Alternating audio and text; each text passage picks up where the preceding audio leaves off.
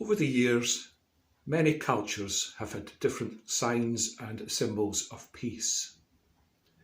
In many Scandinavian countries, mistletoe is a traditional sign of good fortune and of peace.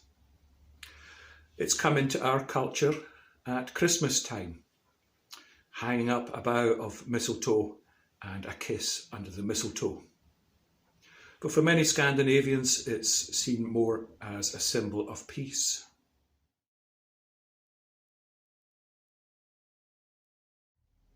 Another symbol of peace is the broken rifle. This goes back to 1921.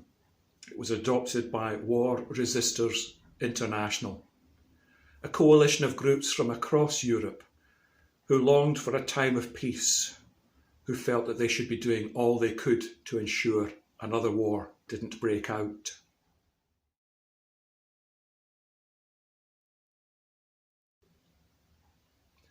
Wars have often prompted a desire for peace. During the Second World War in the United Kingdom, the V for Victory campaign was adopted. It was actually begun by the BBC and was produced first in July of 1941. It ran alongside the Dig for Victory campaign. And there are many famous pictures of Winston Churchill and other leaders holding up two fingers to represent victory. It has since become a sign for peace as well as victory and seems to be used right around the world.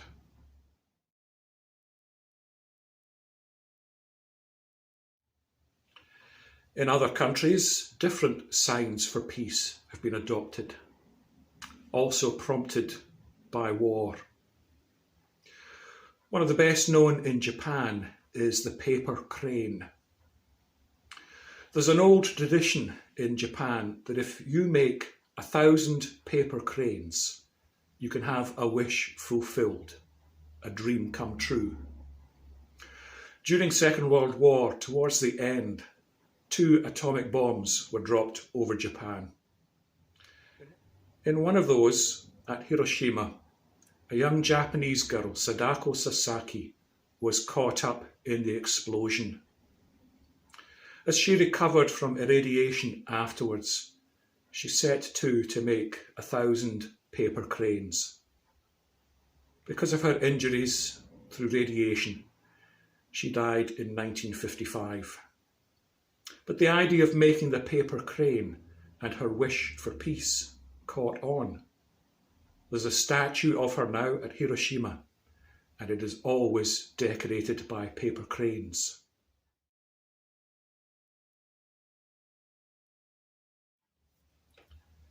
In the post-World War II period, the campaign for nuclear disarmament began.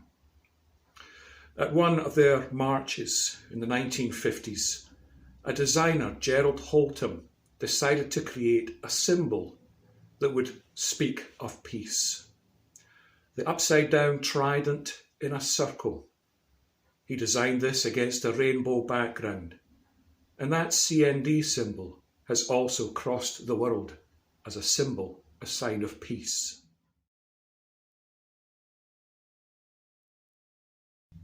Some of the other best-known signs of peace haven't come out of times of warfare. They're actually rooted in the Bible. One of the best known is the dove of peace with an olive branch held in its beak. This goes back to the Old Testament and the story of Noah and the ark.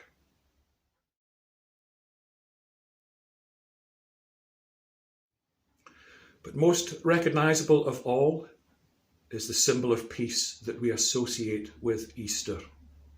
The cross itself. In the Bible, it describes the cross as the Roman method of execution.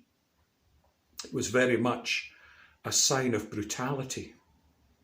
But when Jesus was crucified, died on the cross, was laid in a tomb, and then rose 3 days later, that cross took on a whole new meaning.